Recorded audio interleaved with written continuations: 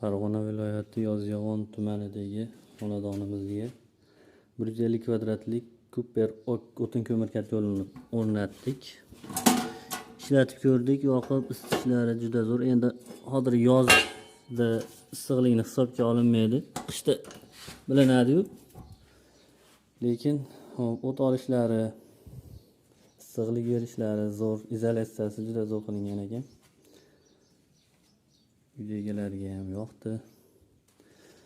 Shu turishi 8.600.000 so'mga yetib keldi. Ventilyator regulyatorlari bilan.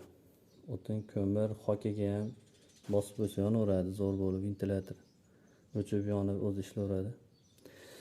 Xo'p, rasxoti 30 kilodan 50 kilogacha ekan maksimal. Hozir bu yerda 14 ta radiator bor.